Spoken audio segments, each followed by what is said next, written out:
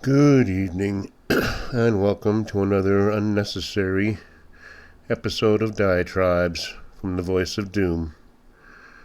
Now, here's your uninspired and unabashed host, Voice of Doom.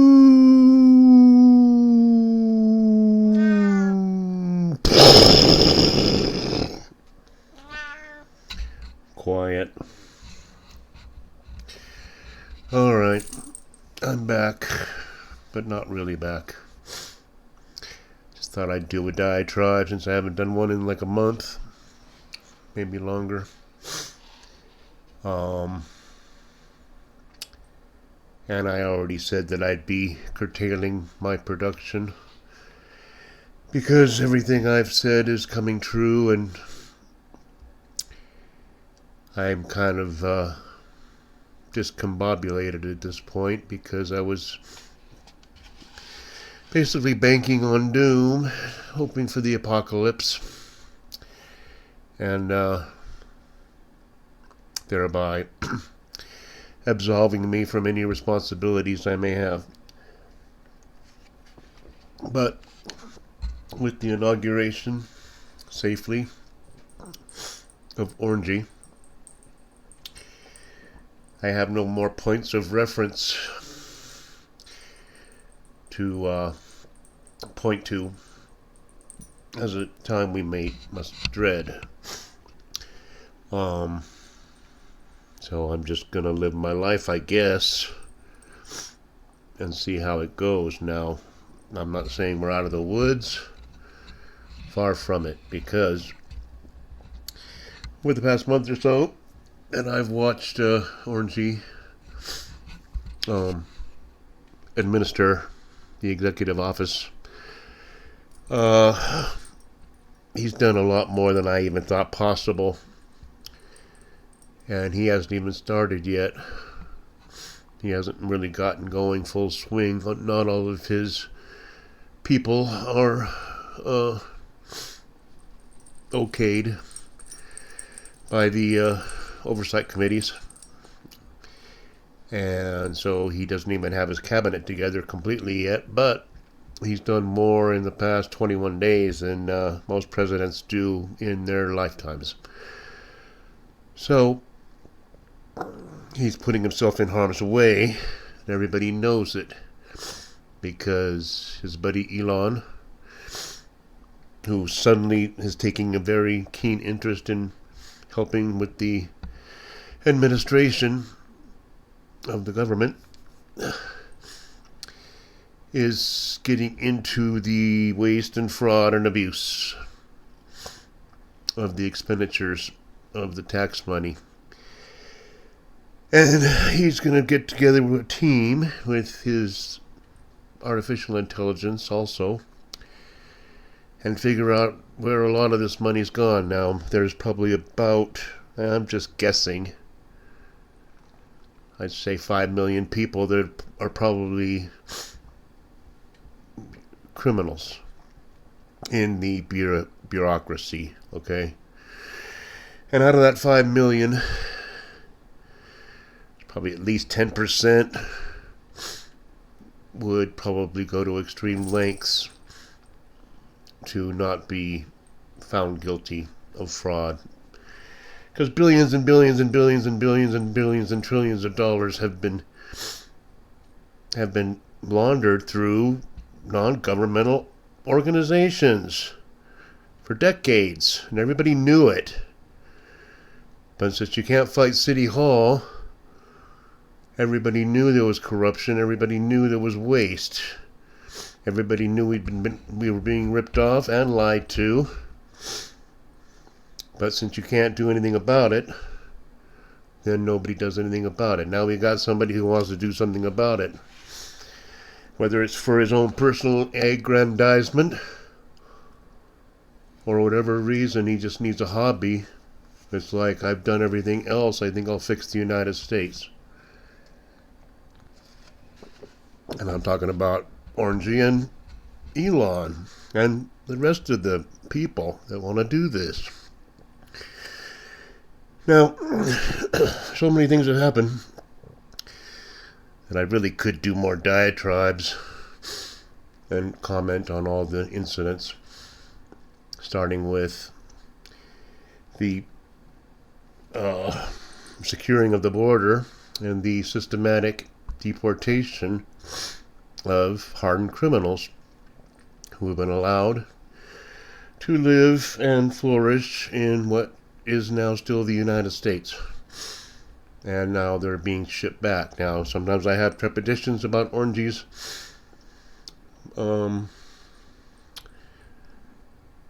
stomping on habeas corpse. But as long as these people have been convicted, I don't say just because they've crossed the border they should go to Guantanamo. But the ones that are going to Guantanamo should have due process, because that's what causes all these problems in the first place, is you get people caught up in these systems and they get put in prison for 20 years and they haven't done anything really wrong. And then you say, well, we got to go the other way and not have any criminal justice system at all. If you don't have any criminals, then you don't have any crime. You don't have any reason to put them through the system and put them in prison. So nobody is unjustly imprisoned. Okay, that's one subject. He's getting the border going, and it's changing the whole country overnight. A lot of things that were happening aren't happening anymore. They don't have the rampant sidewalk festivities of stolen goods being sold on the sidewalks of New York and all this other stuff, all kinds of stuff. There's all kinds of other unforeseen consequences of rounding up the criminals and then scaring all the others. But I'm all for that, and that's great. Now, let's go on. There's been a fire. I could have talked about that when it happened, but I didn't. But it, it's devastating. A whole huge town, high-end town, burned just like Lahaina. And it's now a devastated wasteland, and now it's like, well, we'll reimburse you, even though your insurance was lapsed or was canceled, but somehow you'll be reimbursed. Now, all these people, what are they going to be reimbursed for? The Blue Book value of their house when it burned down was worth $1.7 million. A 4-bedroom in Pacific Palisades was worth $1.4 million when it burned down. So how much are they going to get paid to rebuild? $1.4 million? And then times that by how many thousands of people lost their homes? I don't know, 3,000? Probably more. I don't know. I didn't do my homework, because you can see reimbursement means trillions. So keep on sending the money out. Okay, we're saving money by not giving it to these hotels in New York, and they're going to be bitching after the hotels have been trashed, and now it's like no more of that. And Doge are fascist Nazis trying to track down all this fraud and abuse and waste, and they're going to reimburse for all that. They're going to reimburse Gaza.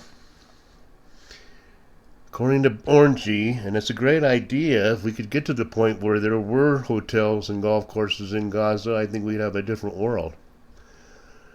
But he says we're going to buy Gaza and we're going to, develop it. And everybody's going to be happy. And it's like, they're going to kick them out. Orangey's going to kick out the indigenous Palestinians out of Gaza, out of their rubble. You got to get out of your rubble because we want to rebuild it. We want to stay in our rubble. And we want to continue. You'll be reimbursed.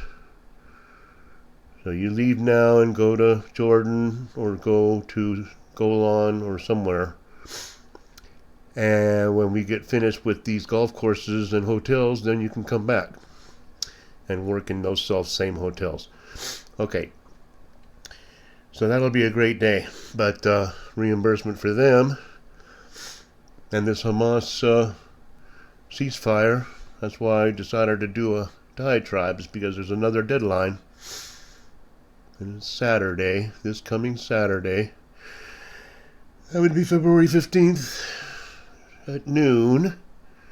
I don't know what time frame, Greenwich Mean Time. Orangey said if every hostage isn't returned from Gaza, from their captivity, and we account for every one of them, then we're going to start up the war big time this time, and we're gonna just blow you all out, because there's enough is enough. And I agree with Orangey, and I agree with Netanyahu and all those other guys that you can't have a ceasefire and then just say you can continue to exist as an entity. We didn't do it in World War II. When we defeated the Krauts, we said no more Nazism. That's out. None of it. You don't let them continue under a different leadership or with a treaty. We'll have a treaty with the Nazis and they can continue in power. No. It's not how we did it then, and that's not how we should do it now. Hamas should not exist. If Hamas did not exist, then you could have maybe a political system in that part of whatever you want to call it, Palestine, that will, just be a regular government. Corrupt like everybody else, but still trying and not killing other people. Once you have one government killing other people, doing raids and rapes and murders and beheadings, then you can't exist like that. So you get rid of them. But they'll be reimbursed for that too. But what's today? Monday? Tuesday, Wednesday, Thursday, Friday. Yeah, like 5 days, we might have a World War III. Because they're either going to release the hostages, and Orangey will be made out to be a hero again, or I think they're going to go all out and say, look, we're probably never going to get them anyway, so let's just go in and take out all their infrastructure, what's left of it, and kill them all. Yep, that's what I would do. But because like Orangey says, we gotta move on, get rid of this Middle East constant turmoil nonsense. It's not the day and age where we can have constant wars. And who knows what's going on with Ukraine. But the D's are basically turning into kind of a lunatic fringe party. They've lost it. It's the last thing I'll probably talk about, but it's amazing to see that once a major party in the United States has now relegated itself to like the loonies of Great Britain. Just a fringe party that makes no sense. It's just out there just clowning around because they've proven not to be a serious party anymore. The most serious William Buckley of the party is Fester. He's the wise old man. And he does make sense. I'd actually vote for him under certain circumstances. But if that's what they have, and they don't even know that he's the smartest guy in the room, they're hopeless, man. Waters and these idiots are at the front door of some meeting where they're doing an audit. Now suddenly, well, I know the D's never wanted to audit anybody, but they are like, pounding on the door like, it's almost like Christmas Eve at Walmart or Black Friday, whatever the hell. pounding on the door. Let us in, let us in. What are you doing in there? Oh yeah, we're dismantling your whole operation in here. Yeah, there's 3 or 4 of us in this office, and we're just getting rid of the Department of Education. And that's something that should be done and will be done. The money we save on the Department of Education can be used to buy Greenland. But yeah, it's really, I don't know how much you can get for a department, but this education thing, they got asked backwards. I told you this years ago. You can't force people to learn. You have to totally revamp what education is and get people to just choose what they want to be and then work on it. And then if you have to learn certain things along the way, then you learn it. But if you don't need to learn it, then don't. Spend 8 hours in class learning trigonometry for what? If you want to learn trigonometry and you want to be an engineer, then be an engineer. But you force these idiots to take these idiot classes that they don't want to take. And they don't want to learn. It's not cool to be smart.